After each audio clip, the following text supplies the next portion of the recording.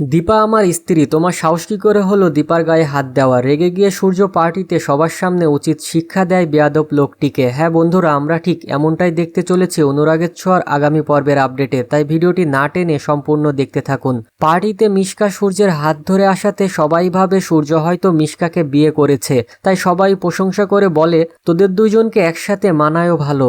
রূপা বলে ওঠে মোটেও না, মিশকা আন্টি মিসেস সেনগুপ্ত নয়। রূপার মুখে এমন কথা শুনে সবাই অবাক হয়ে যায়। তখন সূর্য বলে ওঠে আমরা বন্ধু ছিলাম, এখনো বন্ধুই আছি। সূর্যের মুখে এমন কথা শুনে সবাই মিশকাকে খোঁটা দিতে থাকে, যেটা আমার খুবই ভালো লাগে। সবাই তখন সূর্যকে বলে তোর ওয়াইফকে নিয়ে আসলে অনেক ভালো হতো, আমরা একসাথে মজা করতে পারতাম।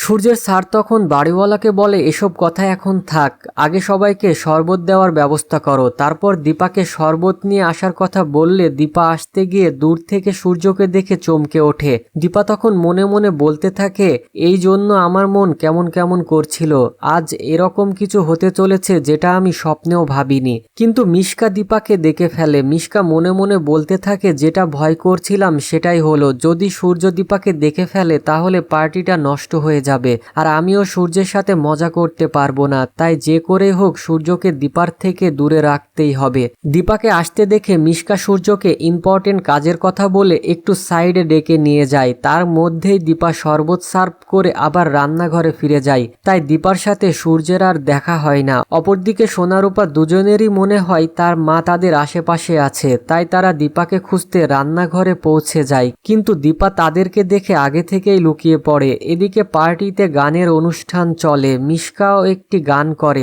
তারপর সূর্যের স্যার সূর্যের হাতে একটি গিটার দিয়ে সূর্যকে গান গাইতে রিকোয়েস্ট করলে সূর্য একটি গান করে। দীপা সূর্যের গান শুনতে পেয়ে ইমোশনাল হয়ে অতীতে সূর্যের সাথে কাটানো স্মৃতিগুলোর কথা মনে করতে থাকে। ঠিক তখনই সেই বেয়াদব লোকটি দীপার সাথে খারাপ আচরণ করতে থাকে। দীপা কোনো কুলকিনারা না পেয়ে হাতের কাছে যা ছিল তাই দিয়ে লোকটিকে মারতে থাকে। লোকটিও দীপার হাত ধরে টানতে টানতে পার্টিতে সবার সামনে নিয়ে এসে বলে দিদি কিরকম ভয়ঙ্কর মেয়েকে কাজে নিয়েছিস, দেখ রান্নাঘরে চুরি করছিল, আমি হাতে নাতে ধরেছি বলে আমাকে মেরে কি অবস্থা করেছে দেখ। দীপার গায়ে হাত দেওয়াতে সূর্য বেয়াদব লোকটিকে বেধড়ক মারতে থাকে। সূর্য বলে তোমার সাহস কি করে হলো, কেন হাত দিয়েছ তুমি ওর গায়ে বলো, না হয় আমি তোমাকে মেরেই ফেলবো।